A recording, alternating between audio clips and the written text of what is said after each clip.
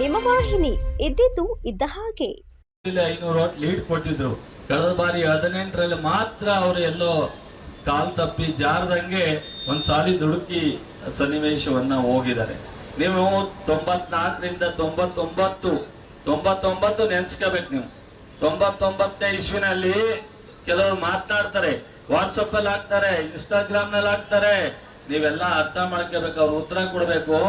99ರಲ್ಲಿ ಯಾರಿಂದ ಗೆಲ್ಲಿಲ್ಲಪ್ಪ, ಇದೇ ನಾಗಮಂಗಲದ ಕಾರ್ಯಕರ್ತರು ಜನ ಗೆಲ್ಸಿದ್ದು ಅಂತ ಹೇಳಬೇಕು ನೀವು.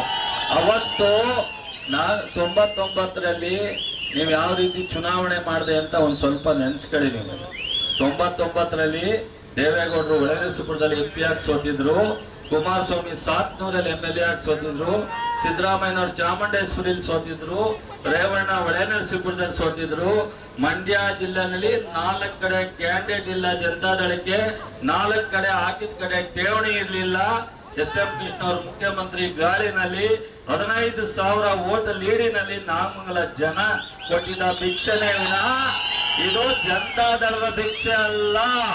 ಇದು ನಾಗಮಂಗಲ ತಾಲೂಕಿನ ಜನ ಕೊಟ್ಟ ಭಿಕ್ಷೆ, ಜನತಾದಳ ಕೊಟ್ಟ ಭಿಕ್ಷೆ ಅಲ್ಲ. ಇಡೀ ರಾಜ್ಯದಲ್ಲಿ 10 ಜನ ಗೆದ್ದಾಗ ನಾನು ಒಬ್ಬ ಗೆದ್ದೋಗಿದ್ದು, 6 ಜನ ಪಕ್ಷ ಬಿಟ್ಟೋದಾಗ 4 ಜನ ಹುಡ್ಕೊಂಡು ಪಕ್ಷ ಕಟ್ಟಿದ್ದು ಜನತಾದಳನ ಚಲುವರಾಯಸ್ವಾಮಿ. ಅವತ್ತು ನೀವು ಗೌರವವಾಗಿ ನಡೆಸ್ಕೊಂಡಿದ್ರೆ ಇದೇ ಚಲುವರಾಯಸ್ವಾಮಿ ಜನತಾದಳದಲ್ಲಿ ಇತ್ತು. ಇವತ್ತು ಕನಿಷ್ಠ 50-60 ಜನ ಗೆಲ್ತಿದ್ರು. ಇವತ್ತು ನಿಮ್ಮ ಪರಿಸ್ಥಿತಿ ಏನಿದೆ ಅಂತ ಅರ್ಥ ಮಾಡಿ, ಇವ್ರನ್ನ ಟೀಕೆ ಮಾಡೋದು ಬಿಟ್ಟು ಕೆಲಸ ಮಾಡಿ, ಜನಕ್ಕೆ ಋಣ ತೀರಿಸಿ, ಜನರ ಸೇವೆ ಮಾಡಿ, ಅದನ್ನ ಬಿಟ್ಟು ಮಾತಾಡ್ಬೇಡಿ. ನಿಮಗೆ ಒಂದು ಕಿವಿ ಮಾತು ಹೇಳಲಿಕ್ಕೆ ಇಚ್ಛೆ ಪಡ್ತೀನಿ. ನಾನು ಮಂತ್ರಿ ಆಗ್ಲಿಲ್ಲ, ದಿನೇಶ್ ಗುಂಡೂರಾವ್ ಆಗಿಲ್ಲ, ಮಾಜಿ ಮುಖ್ಯಮಂತ್ರಿ ಮಗ 6 ಸಲ MLA ಆಗಿದ್ದಾರೆ. 7 ಸಲ MLA ಆಗಿದ್ದಂತ ಜಯಚಂದ್ರ ಆಗಿಲ್ಲ. ಒಂದು ಒಕ್ಕಲಿಗ ಸಮಾಜದ ಒಬ್ಬ ನಾಯಕ M ಕೃಷ್ಣಪ್ಪ ಆಗಿಲ್ಲ, 6 ಸಲ MLA ಆಗಿದ್ದಾರೆ.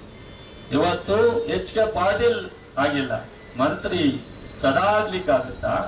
ಒಂದು ಪಕ್ಷ ಎಲ್ರಿಗೂ ಅವಕಾಶ ಕೊಡ್ಬೇಕಾಗತ್ತೆ, ಎಲ್ಲ ಸಮಾಜಕ್ಕೂ ಕೊಡ್ಬೇಕಾಗತ್ತೆ. ನನ್ನ ಆಗ್ಲಿಲ್ಲ ಅಂತ ಅವ್ರು ಟೀಕೆ ಮಾಡೋದು, ನೀವು ಅದಕ್ಕೆ ಕಣ್ಣೀರ್ ಹಾಕೋದು ಟೀ ಅಂಗಡಿಯಲ್ಲಿ. ನಾಚಿಕೆ ಆಗಲ್ವಾ ನಿಮ್ಗೆ? ಅವ್ರಿಗೇನೋ ಮಾನ ಮರ್ಯಾದೆ ಇಲ್ದೆಲ್ಲ ಮಾತಾಡ್ತಾರೆ, ನಿಮಗ್ ನಾಚಿಕೆ ಆಗಲ್ವಾ? ಧೈರ್ಯವಾಗಿ ಹೇಳ್ಬೇಕು. ನಮ್ಮ ಅಣ್ಣ MLA ಆದ್ರೂ ಮಂತ್ರಿ ಇದ್ರು ಮಂತ್ರಿ. ನಮ್ಮ ಅಣ್ಣನಾಗೆ ಸರಿಸಾಗಿ ನೀವಲ್ಲ, ನಮ್ಮ ಪ್ರೀತಿ ಗಟ್ಟಿಯಾಗಿದೆ ಅಂತ ಹೇಳ್ಬೇಕು ನೀವೆಲ್ಲರೂ. ಇನ್ನೊಂದ್ ದಿವಸ ಯಾವತ್ತಾರು ಕಣ್ಣೀರ್ ಹಾಕೋದು, ಅವ್ರ ಟೀಕೆಗೆ ಎದುರೋದು ಅದನ್ನ ಬಿಟ್ಟು ಬಾಟ್ ಹಾಕತ್ತಿದ್ರೆ ಏನ್ ಬೇಕು? ಚುನಾವಣೆ ಮಾಡೋಣ ಬಾ. ಯಾವುದು 8 ಚುನಾವಣೆಯಲ್ಲಿ ನಾನು ನಿಂತಿದ್ದೀನಿ, 6 ಚುನಾವಣೆ ಗೆದ್ದಿದ್ದೀನಿ, 2 ಚುನಾವಣೆ ಸೋತಿದ್ದೀನಿ. ಸೋಲಿಲ್ಲದೆ ಇರೋರು ಯಾರು ಇಲ್ಲ ಈ ದೇಶದಲ್ಲಿ, ಎಲ್ಲರೂ ಸೋತಿದ್ದಾರೆ. ಸೋಲಾದ ತಕ್ಷಣ ಲೀಡರ್ ಅಲ್ಲ, ಗೆದ್ದ ತಕ್ಷಣ ಲೀಡರ್ ಅಲ್ಲ. ಜನ ಸೇವೆ ಮಾಡಿದವನ್ ಲೀಡ್ರು, ಜನ ಪ್ರೀತಿ ಗಳಿಸ್ದವನ್ ಲೀಡ್ರು. ಗೆದ್ದ ತಕ್ಷಣ ಲೀಡರ್ ಆಗಲ್ಲ, ಜನ ಸೇವೆ ಮಾಡಿದವನ್ ಲೀಡ್ರು. ಇವತ್ತು ನಿಮ್ಮೆಲ್ರಿಗೂ ಕೈ ಮುಗಿದು ವಿನಂತಿ ಮಾಡ್ತೀನಿ, ತಾಲೂಕಿನ ಉದ್ದಗಲಕ್ಕೂ ನಾನು ಮಾಡಿರೋ ಕೆಲಸನ ನೀವು ಮಾತಾಡಬೇಕು. ಇವತ್ತು ನಮ್ಮ ಸ್ಟಾರ್ ಚಂದ್ರ ವೇದಿಕೆಯಲ್ಲಿ ಕರೆದು ಸನ್ಮಾನ, ಅವ್ರಿಗೆ 2018 ತರ ರಿಸಲ್ಟ್ ಕೊಡ್ಬೇಕಂತೆ. ಏನ್ ದೊಡ್ಡ ಸಾಧನೆ ಮಾಡ್ಬಿಟ್ಟವ್ರೆ, 2018 ತರ ರಿಸಲ್ಟ್ ಕೊಡ್ಬೇಕಂತ. ನೇರ್ಲಿಕೆರೆಗೆ ಪಾಪ ಮಲೆನಾಡಿನಲ್ಲಿ ಹಗಲು ರಾತ್ರಿ 100ಕ್ಕೆ 100 ಓಟ್ ಹಾಕಿದ್ರು, ಅವರು ರಸ್ತೆ ಮಾಡಲಿಲ್ಲ.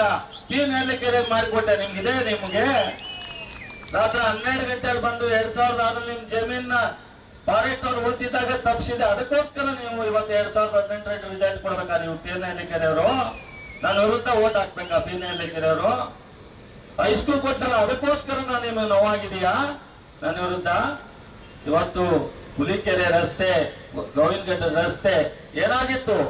ಬಂದಿದ್ರು 2018ರಲ್ಲಿ ದೇವೇಗೌಡರು ಕುಮಾರಸ್ವಾಮಿ ಇಬ್ರು ನನ್ಗೆ ಓಟ್ ಹಾಕ್ಬಿಡಿ ಇತ್ತ. ಮುಖ್ಯಮಂತ್ರಿನೂ ಆಗ್ಬಿಟ್ರು. ಏನ್ ಮಾಡ್ಕೊಟ್ರು ನಿಮ್ಗೆ ರಸ್ತೆನ? ಇವತ್ತು ಹೋಗಿ ನೋಡಿ.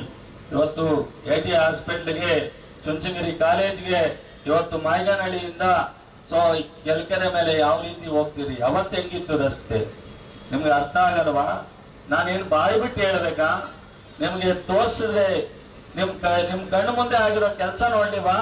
ಬಿಲ್ಡಿಂಗ್ ಸುದ್ದಿ 3 ವಾಹಿನಿಯ ಹೆಚ್ಚಿನ ಮಾಹಿತಿಗಾಗಿ ಸಬ್ಸ್ಕ್ರೈಬ್ ಆಗಿ ಹಾಗೂ ಬೆಲ್ ಬಟನ್ ಒತ್ತಿ.